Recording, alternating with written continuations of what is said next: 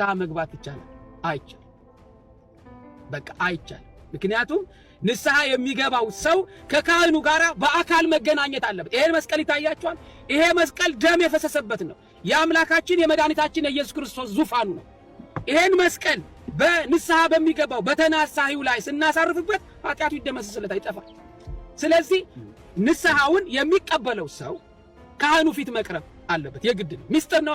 ይሄ ንግግራቸው መቼም ወንጌልን ለሚያውቅ ሰው በጣም የሚያስደነግጥ ደግሞም የሚያሳፍር ንግግር ነው። ምንድነው ያሉት ቄሱ? ይሄ መስቀል አሉ። ልብ በሉ። ይሄ መስቀል የሚሉት እንደዚህ እያሳዩ ነው። በእጃቸው ያለውን መስቀል እያሳዩ ነው። ይሄ መስቀል ይላሉ ደም የፈሰሰበት ነው። የኢየሱስ ደም የፈሰሰበት ነው። የኢየሱስ ዙፋኑ ነው ይሄ መስቀል። እንግዲህ አስቡ። ይሄ መስቀል የኢየሱስ ደም የፈሰሰበት አይደለም። እውነት ለመናገር አይደለም። ይሄ እንደ ሲምቦል ነው የምንጠቀመው፣ እንደ ምልክትነት ነው የምንጠቀመው እንጂ እዚህ ላይ የኢየሱስ ደም ፈሷል ብለን አናምንም። እንደዛም የሚል መጽሐፍ ቅዱሳዊ ሐዋርያዊ የሆነ ትምህርት የለም። የኢየሱስ ዙፋኑ ነው አሉ። እንደዚህ የሚልም በመጽሐፍ ቅዱሳችን እንደዚህ የሚል ትምህርትም የለም። ግን የበለጠ የከፋ የሚያደርገው ትምህርታቸው ምንድነው ከተባለ ይህ መስቀል አሉ። አሁንም ልብ በሉ። ስለዚህ ነው የሚያወሩት። ቃሳቸው ያዙት መስቀል ነው። መስቀል አንድ ነው፣ ምንም ለውጥ የለው። ይህ መስቀል ንስሐ በሚገባው ሰው ላይ ስናሳርፍበት ኃጢአቱ ይደመሰሳል፣ ይጠፋለታል አሉ። ይሄ በጣም ከክርስቲያን አስተምሮ እጅጉን የራቀ ትምህርት ነው። በጣም የራቀ ትምህርት ነው። ሰዎችን ወደ እግዚአብሔር የማያቀርብ እንዲያውም በኃጢአት ላይ ኃጢአት እንዲጨምሩ የሚያደርግ ትምህርት ነው። ተመልከቱ። ንስሐ በሚገባው ሰው ላይ ስናሳርፍበት አሉ። ይህን መስቀል ስናሳርፍበት ኃጢአቱ ይደመሰሳል፣ ይጠፋል በማለት ተናገሩ። ለዚህ ትምህርታቸው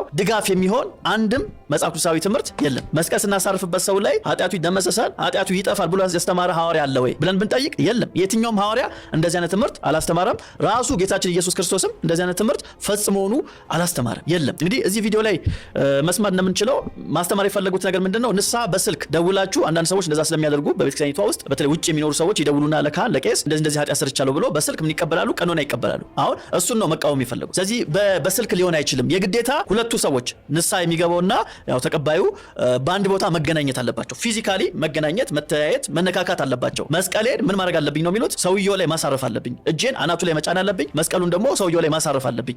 እንደዛ ሳደርግ ነው ይህን መስቀል ሳሳርፍበት ነው ኃጢአቱ ምን የሚለው የሚደመሰሰው የሚጠፋው አሉ። ይሄ በጣም ያሳዝናል።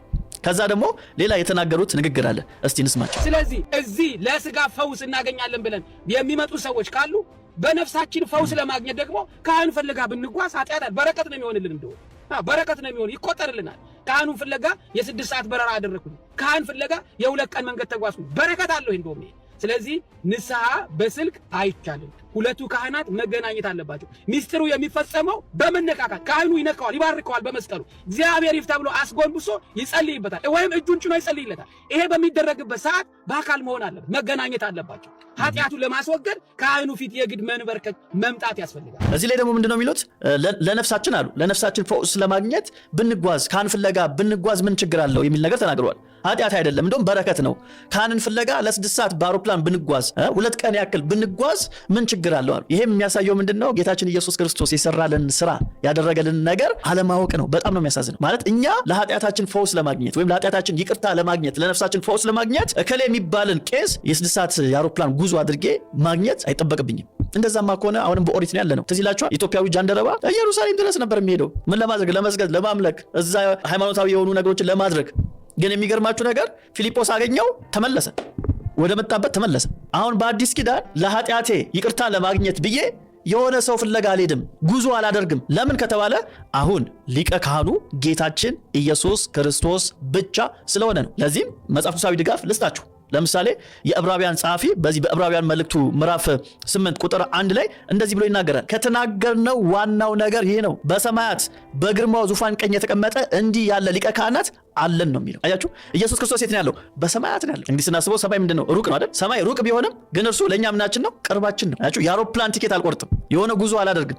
ምንም እንኳን ኢየሱስ ክርስቶስ ፊዚካሊ በሰማያት ቢኖርም ግን በመንፈስ ለኛ ምንድነው? ለአማኞች ቅርብ ነው። ለዛ ነው ሊቀ ካህናት አለን ነው የሚለው። እርሱም ቁጥር 2 ላይ የመቅደስና የእውነተኛይቷ ድንኳን አገልጋይ ነው። ምንድነው? አገልጋይ ነው። እርሷም በሰው ሳይሆን በጌታ የተተከለች ናት በማለት የዕብራውያን ጸሐፊ ይነግረናል። ስለዚህ ጌታችን ኢየሱስ ክርስቶስ የኛ ምናችን ነው?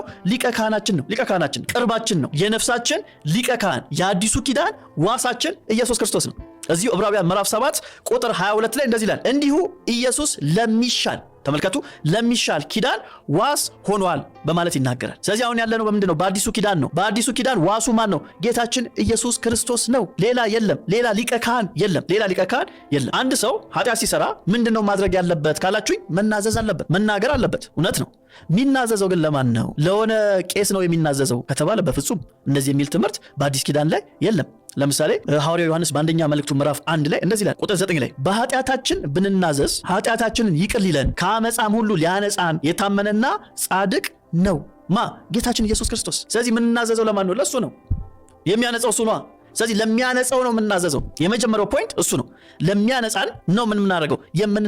የምንናዘዘው ለሱ ነው። እዚህ ጋር ሌላ መርሳት የሌለብን ነገር ምንድነው? ለምሳሌ ኃጢአት ስንል አመፃ ነው። ኃጢአትን በእግዚአብሔር ዘንድ ነው የምናደርገው። ወይም ደግሞ አንድ ሰው ሲበድል እግዚአብሔር ነው መጀመሪያ የሚበድል አይደል? ከዛስ በአቅራቢ ያለውን ሰው ይበድላል። ለምሳሌ መዋሸት፣ ብዋሽ ኃጢአት ነው። ብሰርቅ ኃጢአት ነው አይደል? የሆነ ያልተገባ ነገር ማድረግ ኃጢአት ነው። ስለዚህ አሁን ብዋሽ የምዋሸው ማለት ነው ወንድሜን ነው ወይም እህቴን ነው።